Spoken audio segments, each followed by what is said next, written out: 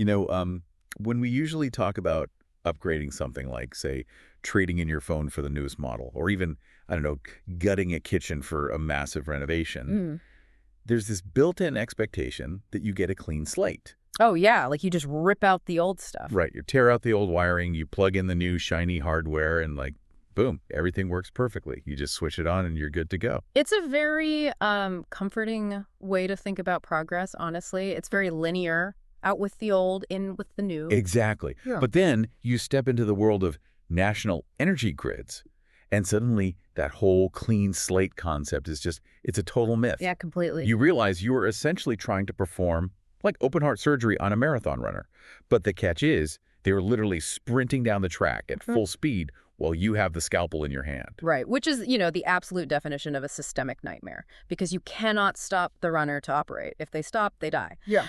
But you also absolutely have to fix the heart right now, mid-stride. And that brings us to our mission for today's deep dive. So welcome, everyone. Today, we are taking you right into the center of a massive, incredibly multi-layered puzzle. We're talking about the intense debate over restoring nuclear power in Taiwan. That's a huge topic. It really is. And we've gathered a massive stack of sources for you today to figure this out. We are looking at incredibly detailed transcripts from deep dive science videos, extended panel discussions, and interviews with like top-tier nuclear engineering and geology professors. Yeah, and we should mention, we are looking at sources today that span the entire Taiwanese political spectrum. Right. I mean, we've got material from fierce defenders of the government's current non-nuclear homeland policy, all the way to hardcore nuclear engineering advocates who want to restart everything. Exactly. And I want to make our stance here crystal clear right out of the gate. Our mission today is absolutely not to pick a political winner. No, not at all. We are not endorsing any specific party's platform or, telling you how to vote. Our goal is to take these deeply polarized arguments and just strip away the campaign rhetoric. We want to look purely at the physical engineering, the geology, the economics, and just the raw math that they're all arguing over. Right, because we're here to look at the mechanics, not the politics. Exactly. We want to map out the real hurdles and the actual physical resolutions proposed by the experts. So to explain it like you're 10 years old, basically. Which is the best way to do it. And to do that, we really have to look at the foundation of the grid itself. Because the very first question that naturally pops up in all these sources is simply a matter of energy security. Right. Like, why even bother? Because that was my immediate thought when we started this. Sure. Taiwan is investing so heavily in green energy right now. I mean, you look at the coastlines, you see those massive offshore wind turbines going up everywhere. You see solar panels covering rooftops and agricultural land. So, if we have wind and we have solar, why are we even having a conversation about splitting the atom? Right. Why bother with all the incredible complexities of a nuclear reactor? Yeah. Why take on that headache? Well, it really comes down to a fundamental difference in how various energy sources interact with a national power grid. The key concept here, and the sources hammer this constantly, is baseload power. Okay, baseload power. And while I was reading through the engineering transcripts, a way to visualize this actually clicked for me. Oh, yeah. Yeah. So think about solar and wind power like a massive sugar rush. Let's say you eat a giant candy bar. Okay, I like where this is going. You get this incredible massive burst of energy, right? You feel like you could run a mile in 3 minutes. But what always happens an hour later? You crash. You crash, it disappears. The sun sets, the wind dies down, maybe the clouds roll in during a typhoon, and that energy just crashes. Yeah. Because you simply cannot schedule the wind. You cannot. And the thing is, a modern high-tech society just cannot function on a grid that experiences sugar crashes. Right, exactly. And so nuclear power, on the other hand, is like the steady meat and potatoes. The complex carbohydrates of the energy world. Exactly. It just sits there, keeping the body running at a completely stable baseline, 24 hours a day, 7 days a week. Yeah. Doesn't care what the weather is doing outside. It provides that unwavering baseload. Which is so crucial. Renewables are fantastic for supplementing the grid, absolutely. But they are intermittent by their very nature. And when we connect this to the bigger picture for Taiwan, the sources make it incredibly clear that this isn't just a debate about, keeping the lights from flickering during a summer heat wave. No, it's way bigger. It's a debate about sheer geographical and geopolitical survival. Yeah, and the data in the source material gets really stark right here. Let's talk about the actual geographical vulnerability of Taiwan's current setup, because we're mostly talking about natural gas, right? Right. So Taiwan is an island. And unlike countries in Europe or, say, North America, it is completely isolated from any neighboring power grids. So they can't just borrow power. Exactly. They cannot just buy electricity from a friendly neighbor across a border if a power plant goes down. So, currently, to keep the lights on and the factories running, Taiwan relies heavily on LNG liquefied natural gas, and the numbers here are just staggering. The country burns through roughly 800 metric tons of natural gas on a constant basis. Let's just visualize that for a second. 800 metric tons. And like they aren't pumping that out of their own backyard. No, not at all. It is largely imported from places like Qatar, halfway across the world. Now, I want you to think about the physical journey of that fuel. Right. To get from the Middle East to Taiwan, these massive, highly specialized LNG carrier ships have to pass through several major global choke points. Like where? Well, first they have to navigate the Strait of Hormuz, then they have to travel all the way through the Malacca Strait, and finally they have to navigate the South China Sea and the Taiwan Strait itself. Wow. So that is a tremendously long, incredibly vulnerable supply chain. Yes. So what does this actually mean for Taiwan if something goes wrong anywhere along that huge route? It means extreme, immediate fragility. Mm-hmm. Let's think about it like a pantry in your house. Okay. If a massive blizzard hits and you are completely snowed in, you can't leave the house. How long can you survive on just the food currently sitting in your cupboards? Right. For Taiwan, if a blockade happens, and we mean, a military blockade, a targeted economic embargo, or even just a massive unforeseen supply chain disruption at literally any of those maritime choke points we mentioned, Yeah. the country only has about 7 to 11 days of natural gas in its national pantry. 7 to 11 days. That's terrifyingly short. It is. I think people just assume a modern nation has like months of reserves hidden underground somewhere in giant tanks. Well, natural gas is incredibly difficult and expensive to store in massive quantities Mhm. because it has to be kept cryogenically frozen to remain a liquid. Oh, right. So the physical storage capacity on an island is naturally very limited. Mm. If those ships stop arriving and that pantry runs empty after a week and a half, the country simply loses power, full stop. And we are not just talking about, the air conditioning shutting off at the mall. Far from it. We are talking about the effective paralysis of the entire society. Think about it. Modern hospitals lose their life support systems. Oh, wow. The water treatment plants stop pumping clean water to the cities. Communication networks, the cell towers, they all go dark. And crucially, it means the blinding of the government's command and control capabilities, including the military. Yeah, you can't fight a war in the dark. You cannot coordinate a defense or even manage a severe natural disaster if your radar screens are dead and your servers have no power. Wow. And this is exactly where the experts in our sources bring in the nuclear resolution. And it seems like their entire argument hinges on one specific physical property, right? Fuel density. Yes, absolutely. Fuel density. The physical volume of material required to generate a massive amount of electricity is just incredibly small when you're dealing with uranium compared to fossil fuels. Yeah, one of the nuclear engineers in the transcripts pointed out something that just stopped me in my tracks. They noted that a single standard transport airplane, just one plane, can deliver enough nuclear fuel assemblies to run a commercial reactor for 18 months straight without needing a single refill. Yep. One airplane. 18 solid months of uninterrupted meat and potatoes baseload power. Now contrast that visual with the endless, highly vulnerable armada of massive ships required to bring in natural gas every single winter just to survive the month. I mean, the logistical footprint is entirely different. It completely changes the vulnerability profile of the island. It does, and this is precisely why the sources note that several prominent United States officials, including former Navy intelligence officers and representatives from the American Institute in Taiwan, have explicitly advised Taiwanese leadership to keep at least one nuclear plant operational at all times. Right, and not necessarily for, economic dominance, but just for baseline survival. Exactly. To ensure that fundamental command and control capability during a crisis.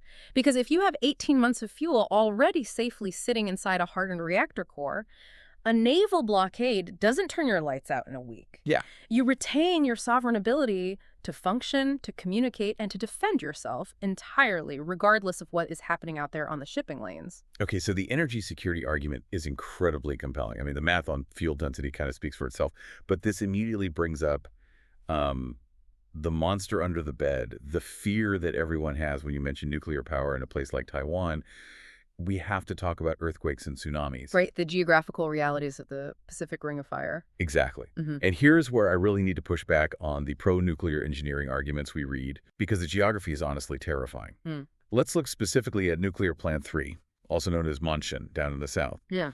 One of the geological sources highlights a massive glaring fear. Nuke 3 is located just 1.1 kilometers away from the active Hengshun fault line. Yes. 1.1 kilometers. I don't care how thick your concrete is, if the Earth literally rips open a kilometer away from a nuclear core, doesn't the entire facility just crack open like an egg? It's a very common, very understandable fear, Hmm. and the anti-nuclear advocates highlight it frequently and for good reason. But we need to look at the geology exactly as the experts in the sources explain it, because human intuition about earthquakes is often slightly misaligned with the actual mechanics of seismic energy. Okay, how so? Well, there's a fundamental geological difference between a main fault and a shear zone, which is sometimes referred to as a fracture zone. Right. Well, digging through the geology transcripts, they used a really helpful way to visualize this. So imagine you were holding a ceramic dinner plate and you drop it hard onto a tile floor. Great analogy. Right, so it shatters. The main jagged, violent crack running right down the middle of the plate, that is the main fault. Great. But if you look closely right around that main crack, you see all these tiny microscopic spiderweb scratches and fractures in the glaze just branching out. Those tiny branches are the shear zones. That is a highly accurate way to visualize the subterranean rock. When tectonic plates shift and the Earth moves, the massive, violent release of kinetic energy happens along that primary crack, the main fault.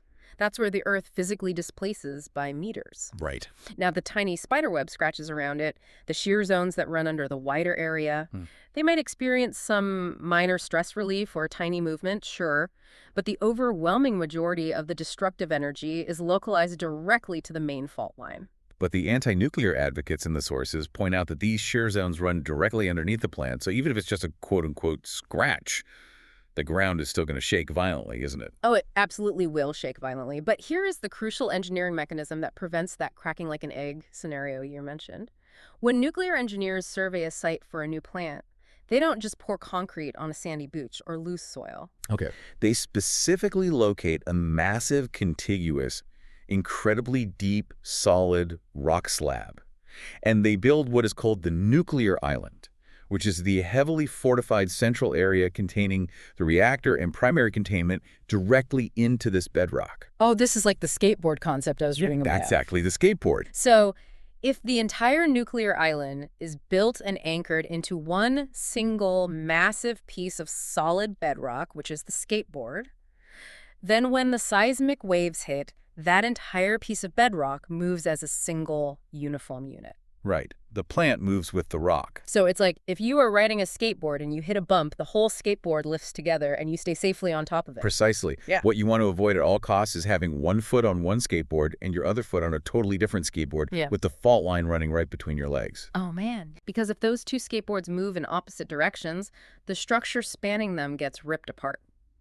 But because the foundation of Nuke 3 is built on a single, isolated geological unit, it rides the seismic wave as a cohesive whole. The shearing force doesn't tear the foundation apart. Okay, I hear you on the bedrock foundation.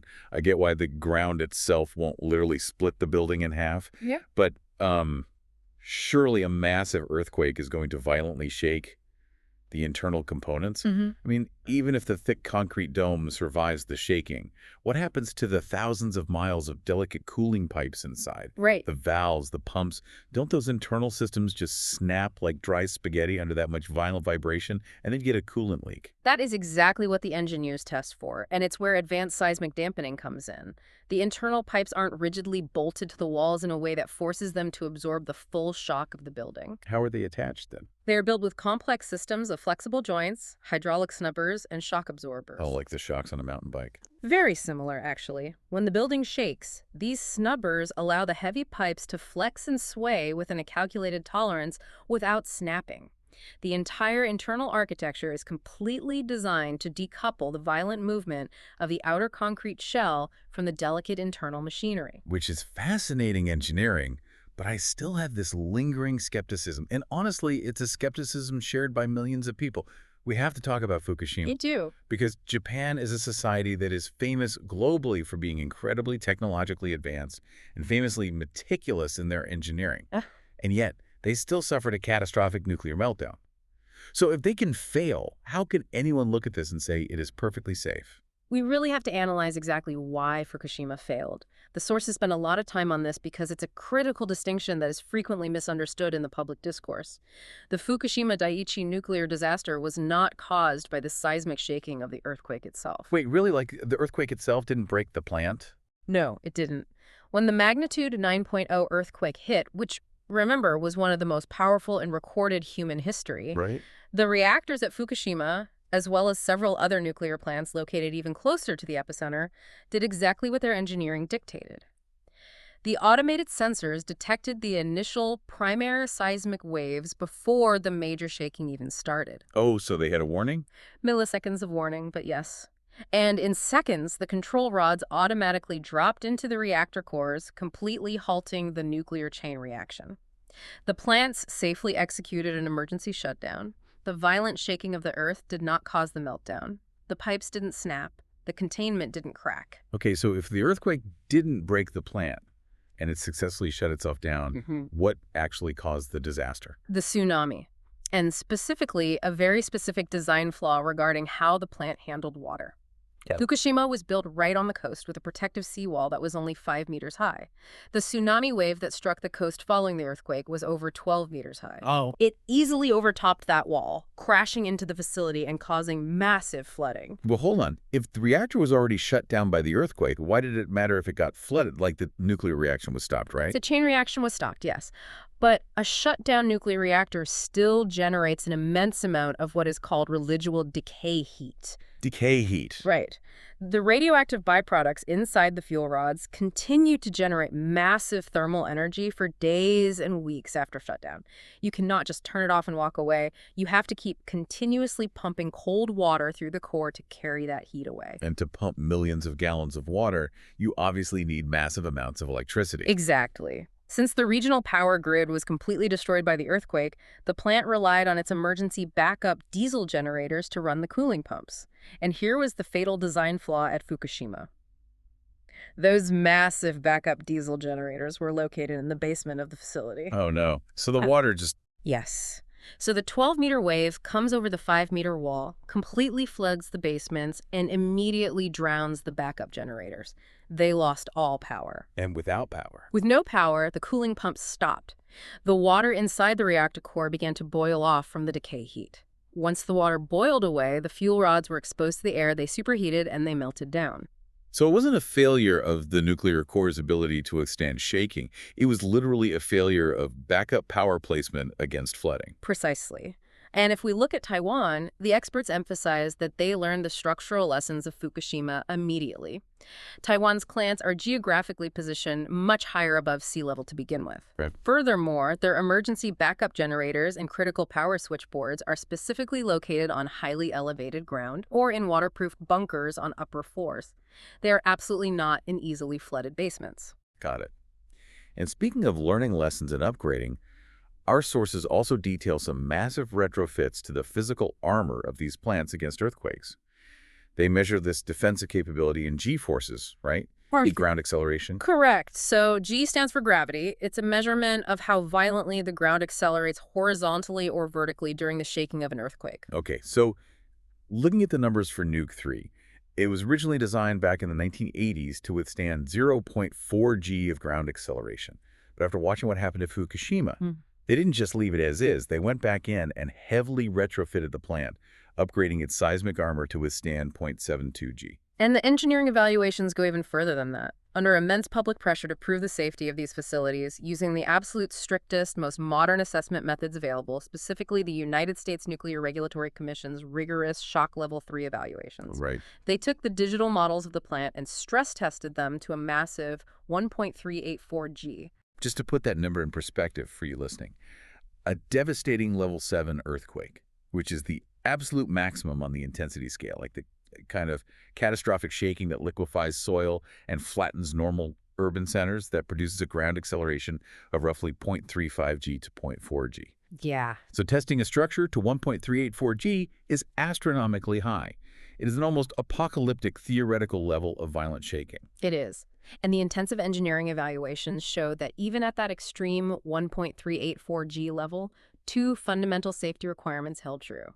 First, the plant's control systems could still reliably execute an emergency shutdown. And second, the primary containment vessel, that massive, heavily reinforced concrete and steel dome holding the radiation, would maintain its structural integrity and would not breach. That is just wild engineering. Yeah. Okay, so we've covered the bedrock, we covered the internal shocks, the tsunamis, and the G-forces. Let's pivot to the next massive hurdle, because this is the one that everyone always points to as the ultimate deal breaker. I like to call it the poop problem. Nuclear waste.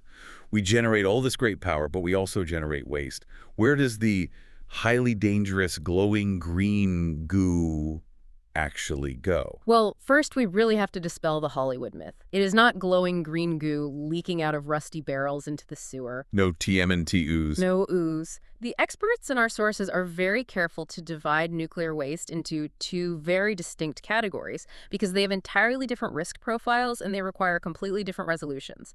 So the first category is low-level waste. Okay, break down low-level waste for us. What actually is it? This consists of everyday items that have been lightly contaminated with radiation during a normal operation and maintenance of the plant. We're talking about worker uniforms, protective shoe covers, mops, cleaning rags, disposable tools, and water filters. Okay. It makes up the vast bulk of the volume of waste, but it has a relatively short half-life, meaning the radiation it emits decays back to safe natural background levels relatively quickly. But it's still radioactive, right? Right. How do they actually deal with a radioactive mop or, like, a pair of boots? You can't just throw them in the municipal dumpster behind the plant. No, you definitely cannot. And this is an area where Taiwan actually shines technologically.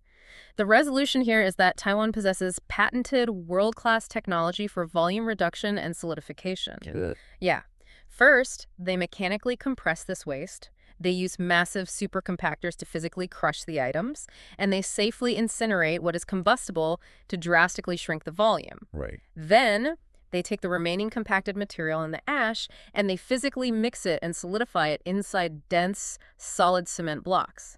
Finally, those cement blocks are sealed inside heavy-duty, corrosion-resistant 55-gallon steel drums. So it's basically immobilized. Completely immobilized, it cannot leak into the groundwater because it is essentially a solid rock trapped inside a heavy steel cage. And the sources dropped a statistic about where this low-level waste is stored that completely broke my brain. The Orchid Island data? Yes.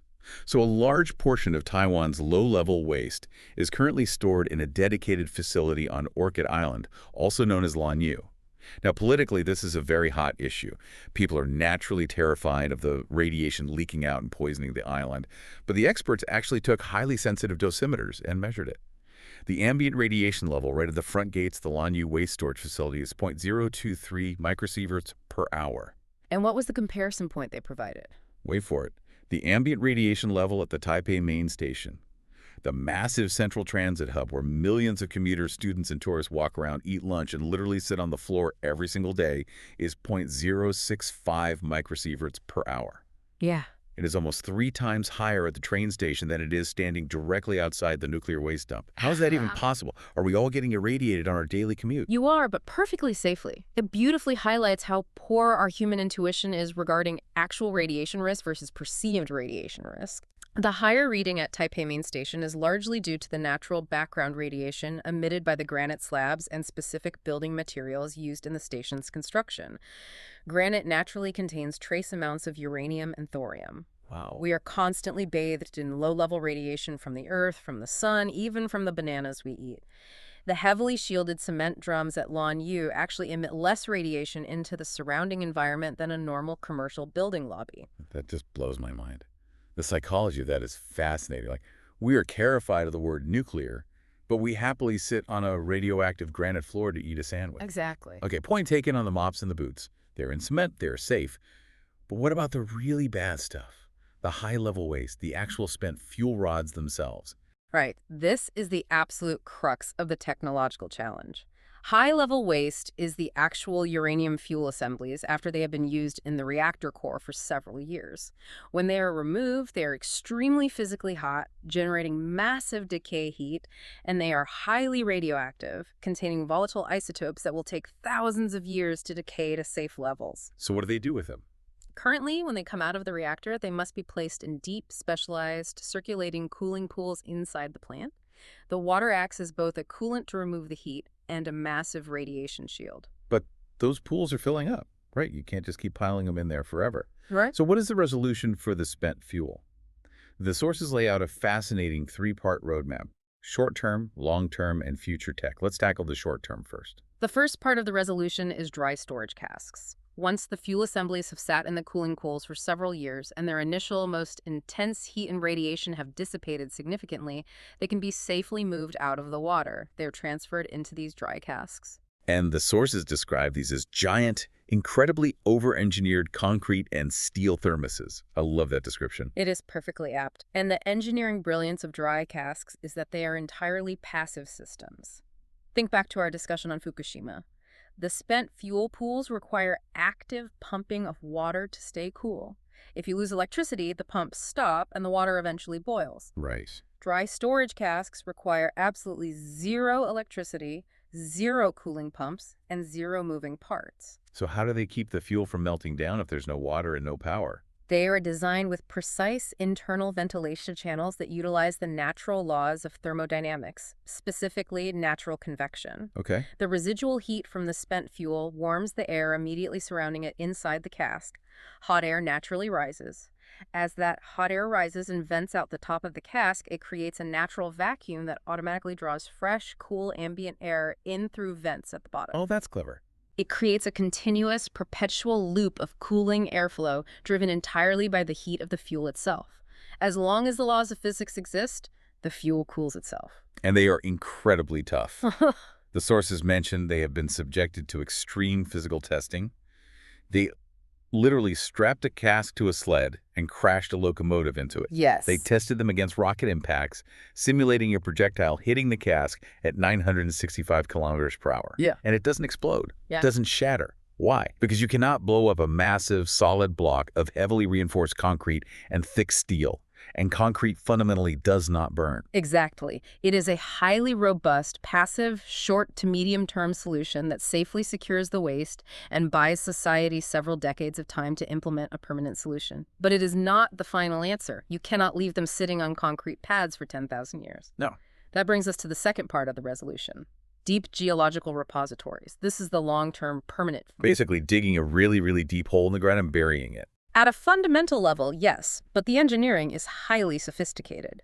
The plan is to bury the high-level waste roughly 500 meters underground. Wow, 500 meters. First, geologists must locate a highly specific, geologically stable rock formation bedrock that hasn't experienced tectonic movement in millions of years and, crucially, has virtually no flowing groundwater. Okay. Once you have the site, you take the spent fuel assemblies and seal them inside massive, thick copper canisters. They use copper because it is incredibly resistant to corrosion over millennia in an underground environment. And then you pack them in a very specific type of clay, right? Bentonite clay. I was reading about this. The mechanism is fascinating. Yes, bentonite clay is the magic ingredient here. You place the copper canister deep in the bedrock tunnel, and you densely pack bentonite clay all around it, filling every gap. The unique molecular property of bentonite clay is that it is highly absorbent. If groundwater were to ever somehow penetrate 500 meters down into the bedrock 100,000 years from now, the moment that water touches the bentonite, the clay instantly absorbs it and expands. It swells up massively, creating an impossibly tight, impermeable, waterproof seal around the copper canister. It's like a self-healing wound. The water trying to get in triggers the clay to crush inward and lock the water out. Exactly. It completely isolates the radiation from the biosphere. And this isn't just theoretical on a chalkboard. Countries like Finland and Sweden have already successfully constructed and are currently utilizing these exact deep geological repositories. The technology exists, the geology is proven, and it works. But here is where the transcripts veer into what sounds like pure science fiction. The third part of the resolution, future tech. Right. Because the experts point out a really frustrating flaw in how we currently do nuclear power. Current generation reactors are actually incredibly inefficient. They only burn or utilize about 5% of the energy potential in the uranium fuel rods. It's true. The remaining 95%, which is mostly an isotope called uranium-238, is just left over. That leftover 95% is what we are calling high-level waste. It is a profound waste of potential energy. It is exactly like throwing a massive oak log into a fireplace, letting the fire consume the thin outer layer of bark, and then pulling the rest of the perfectly good wood out of the fire, declaring it waste and trying to figure out where to bury it. Right. It's so inefficient. Yeah. But tech billionaires and massive venture capital funds, people like Bill Gates with his TerraPower company, are pouring billions of dollars into developing fourth-generation reactors. We are talking about advanced designs like molten salt reactors or traveling wave reactors, Yes. and they're absolute superpower. Yeah. They don't just use freshly mined fuel. They can actually eat the old waste. It all comes down to the speed of the neutrons. Current reactors use water to cool the core, and water inherently slows down the neutrons bouncing around inside. These slow neutrons are great for splitting uranium-235, but they just bounce off the heavier uranium-238. Fourth-gen reactors don't use water. They use things like liquid sodium or molten salt. This allows the neutrons to move incredibly fast. And the speed matters. Huge difference. These fast neutrons have enough kinetic energy to actually split apart that heavier leftover uranium-238 that traditional reactors leave behind. So they are designed to run almost entirely on that leftover 95%. So the dangerous, glowing waste of today that we are terrified of is literally the high-energy fuel of tomorrow. It elegantly transforms a massive societal liability into an incredibly valuable asset. The strategy becomes clear. Instead of spending billions trying to bury it forever in deep geological repositories, you hold it safely in those passive dry casks on the surface until fourth-gen fast neutron reactors become commercially viable. Then, you feed the waste into the new reactors, generating massive amounts of clean electricity, and in the process, you burn away the most dangerous isotopes, significantly reducing both the volume of the waste and its radioactive half-life from tens of thousands of years down to just a few centuries. Okay, so the waste actually has a highly viable, multi-stage roadmap. Mhm. But this roadmap brings us straight into the next major hurdle. We have to talk about the time machine. The temporal challenge. Exactly. How long is all of this actually going to take? Because the public discourse makes it sound immediate. Let's say the public votes in a massive national referendum on a Saturday, and they overwhelmingly mandate the government to restore nuclear power. Do we get cheap nuclear electricity flowing into our outlets on Monday morning? Absolutely not. You cannot just flip a switch on a dormant nuclear facility. It is not like turning a car engine back on after leaving it in the garage for a weekend. The restart process is an incredibly complex, highly regulated engineering marathon. Our expert sources broke down the realistic timelines for each of the specific plants in Taiwan, and the required timelines vary significantly based on the plant's current state of decommission and its unique bottlenecks. Okay, let's go down the list because the details really matter here. Let's start with what the experts said is the easiest and fastest option. Nuke 3, down south in Pingtung. Right. So Nuke 3 is the fastest candidate because it is the most recently operational facility. If the immediate political mandate is simply to restore the plant to a standby emergency state, meaning it is physically capable of turning on, but not necessarily running daily commercial operations, the experts estimate that process takes about 1 year. 1 year just to get it ready for a blockade crisis. Right. It requires rigorous safety inspections, recertifying thousands of valves, and updating software. But if the goal is full, normal commercial operation, feeding power to the grid daily, the timeline extends to roughly 1 to 2 years. Wait, why the extra year? If the machine works, why can't they just run it? Because of the fuel supply chain. You cannot just buy nuclear fuel off the shelf at a hardware store or even order it in bulk like coal.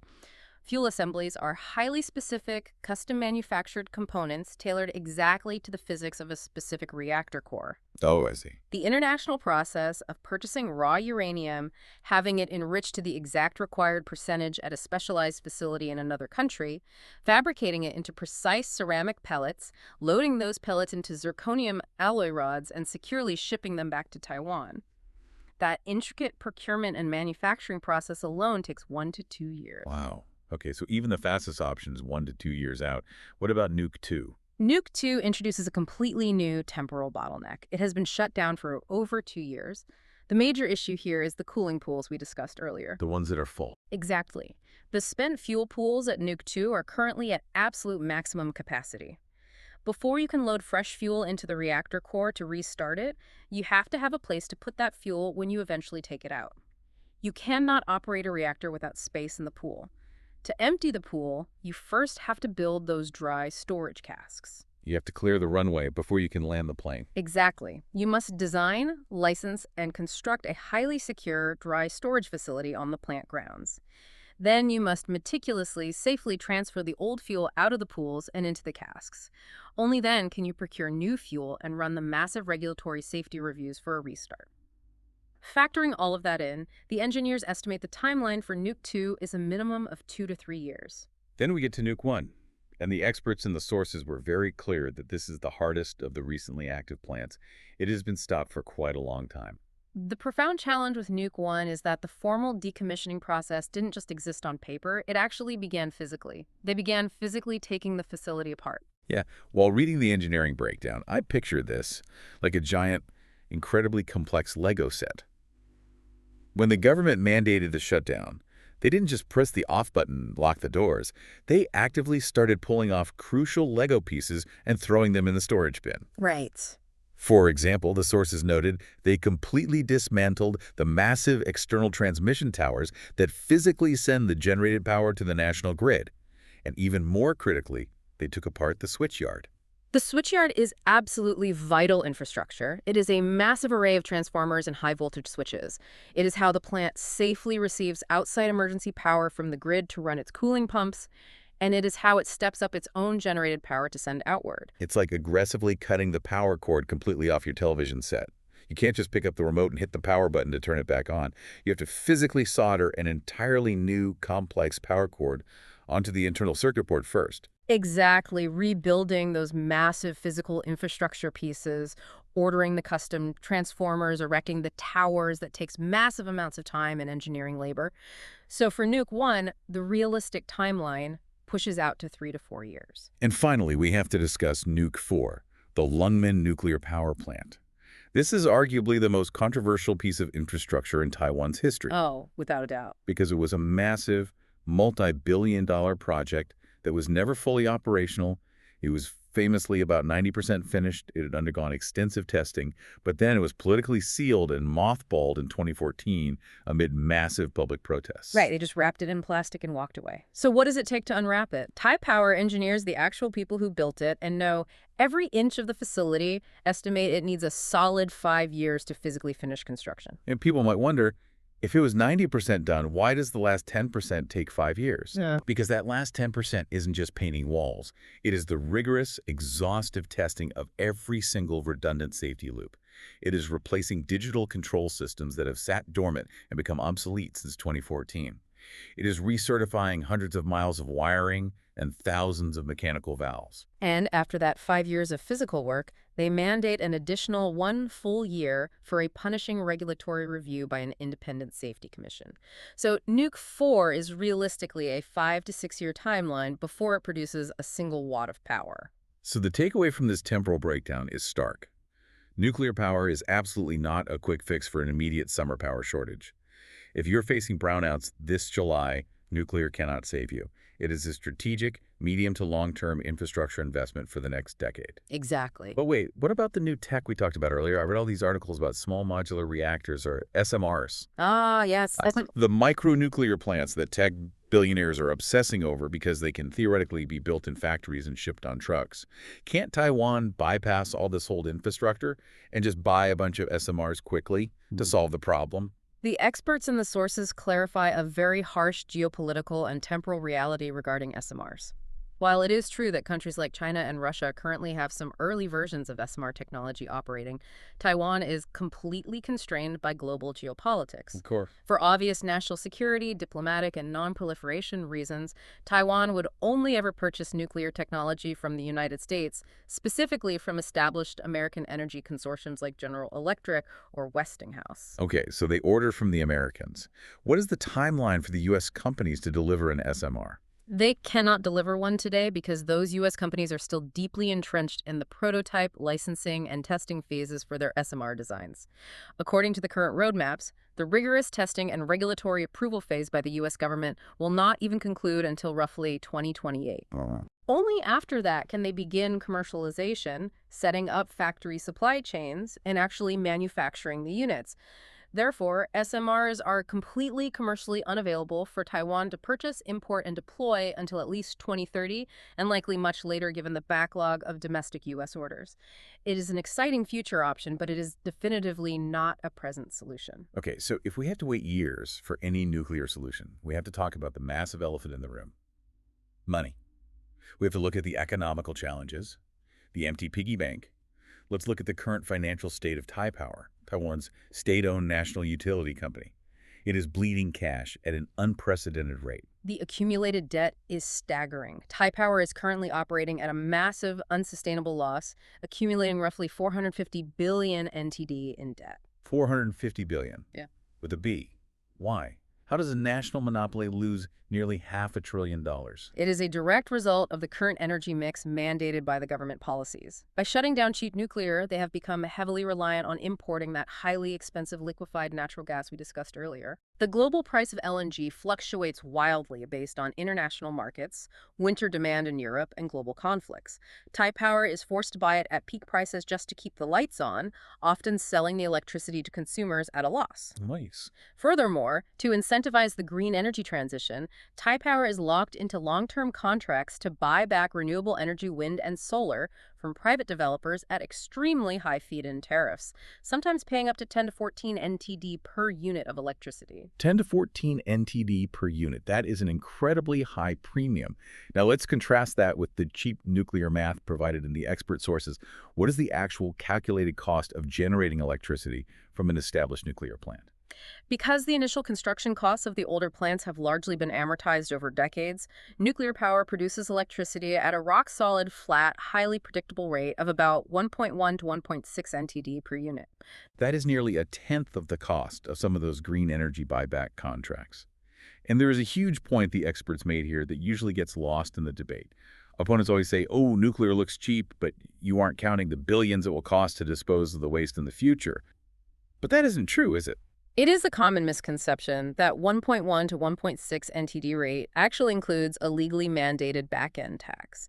A specific percentage of every single nuclear watt sold goes directly into a dedicated, locked national fund, specifically designed to pay for the future cost of waste disposal and the eventual safe decommissioning of the plant. Oh, so it's already paid for. Exactly. It is not a hidden, massive balloon payment passed to the next generation. The future cleanup cost is fully baked into that incredibly low upfront price. So if we extrapolate those numbers, the experts calculate that if Nuke 2 and Nuke 3 were allowed to restart and run at full capacity, they would generate over 30 billion units of electricity a year. Based on the massive cost differential between cheap nuclear and expensive imported gas or heavily subsidized renewables, generating those 30 billion units via nuclear could potentially turn a 62 billion NTD profit for Taipower annually. Which is massive. It could single-handedly pull the national utility back from the brink of financial ruin. Yeah. But here is where I have to push back again, because the upfront math is brutal. Yes, the running cost is incredibly cheap.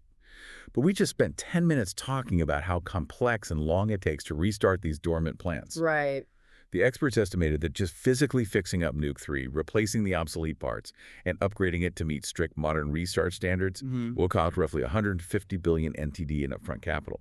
Who pays for that? Does the government just raise taxes? Does the already bankrupt Taipower take out another massive loan? That upfront capital requirement is a critical roadblock. Fighting over government budgets in the legislature, navigating slow public procurement laws, and dealing with political gridlock can delay infrastructure projects for decades. But the sources introduce a fascinating, highly pragmatic economic resolution to bypass the government gridlock. The ROT concept. Rehabilitate Operate Transfer. I read about this. Explain how this actually works in the real world. Instead of using public taxpayer money or burdening Taipower with more debt, the government opens the nuclear restart project up to private bidding and consortiums. Think of the massive tech giants operating in Taiwan, the enormous semiconductor foundries like TSMC, the sprawling AI server farms. Okay, yeah. These massive corporations desperately need two things. They need absolutely massive amounts of power to run their advanced machines, and they need that power to be clean and carbon-free to meet their strict international ESG mandates and supply chain requirements from companies like Apple. So their incentives perfectly align with a nuclear restart. Exactly. So under the ROT model, a private consortium of these massive tech companies comes in. They use their deep pockets to pay the 150 billion NTD upfront to fix the plant. They rehabilitate it. Yeah. Then they pay a recurring royalty fee to Taipower for the right to use the state-owned facility. Taipower's expert engineers operate it because they are the ones who hold the specialized licenses and deeply understand the nuclear safety culture. Right. In return, the private tech companies get a guaranteed, dedicated pipeline of cheap, clean, baseload electricity for 20 years. Finally, at the end of the long-term contract, the private companies transfer control of the fully upgraded running plant back to the state for free. It's brilliant. It removes the massive upfront financial burden completely from the taxpayer. It bypasses the incredibly slow government procurement red tape, and it solves the energy crisis for the tech sector that drives the national economy.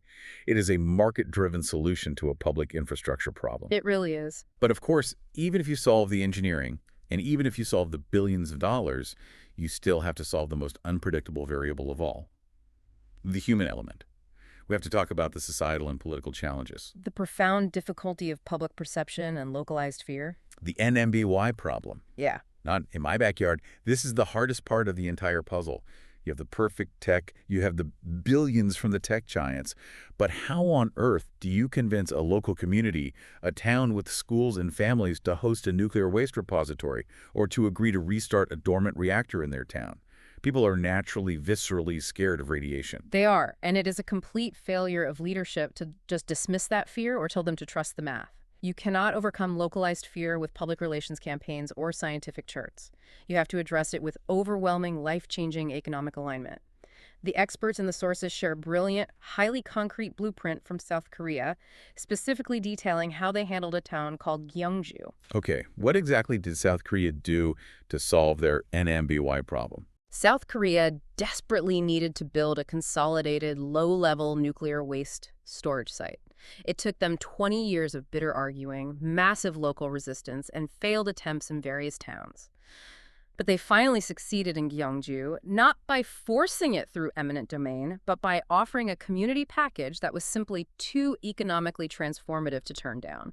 Walk us through the package. What did it take to get a yes? Once the local referendum passed and the town agreed to host the site, the national government immediately transferred $300 million in direct, unrestricted cash funds to the local Gyeongju municipal government to build parks, schools, and infrastructure. Oh. Second, they established a massive $3 billion industrial development fund specifically designed to offer tax breaks and attract new high-tech businesses to the area. That's huge.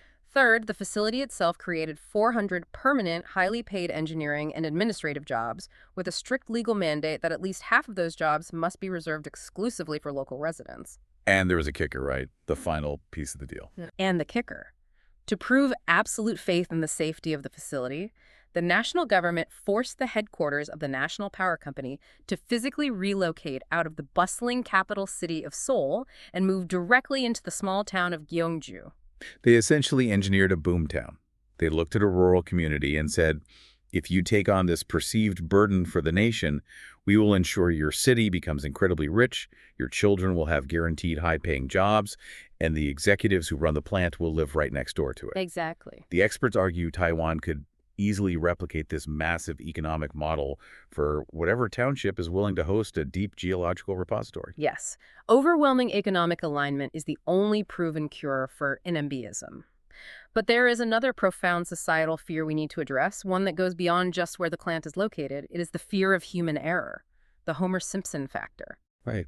I keep coming back to this. Even if the tech is flawless, humans are flawed.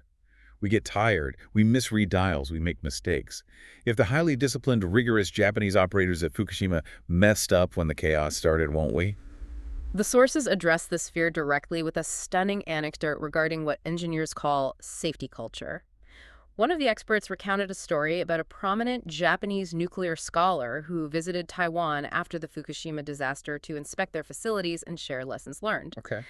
This scholar gave a presentation explaining the root causes of the Fukushima failure, and he made a shocking, tragic admission about Japanese operational culture prior to the tsunami. He admitted that before the disaster, Japanese nuclear plants never ran physical emergency drills. Never.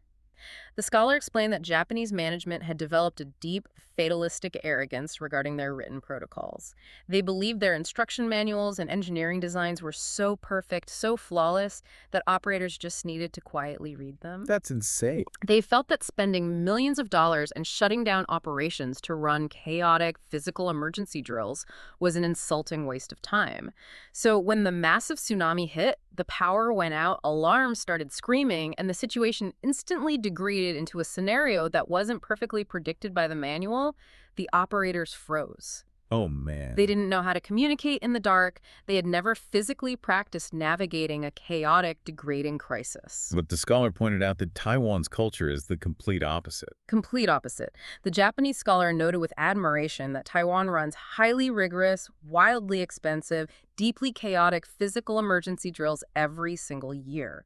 They simulate worst-case scenarios, complete power loss, fires, earthquakes, forcing the operators to physically run through the dark with flashlights, manually cranking valves, and communicating under extreme stress.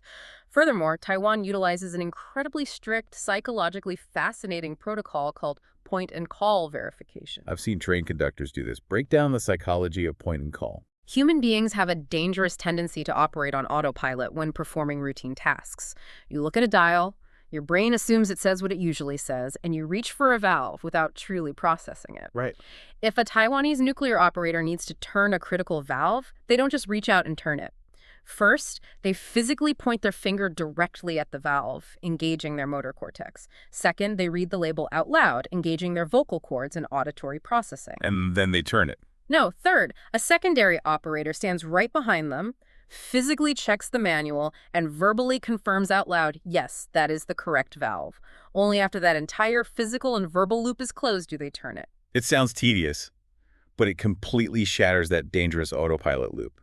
It virtually eliminates the kind of casual, reflexive human error that leads to turning the wrong dial during a crisis. The safety culture isn't just a poster on the wall. It is deeply baked into the physical daily routine of the operators. And that profound reality leads directly to the final, most dire warning from our experts. It is the threat of the brain drain. This is the invisible ticking clock of the whole debate. It is. When a government decides to permanently shut down a nuclear power program, the biggest loss to the nation isn't the billions of dollars of concrete and steel sitting idle on the coast.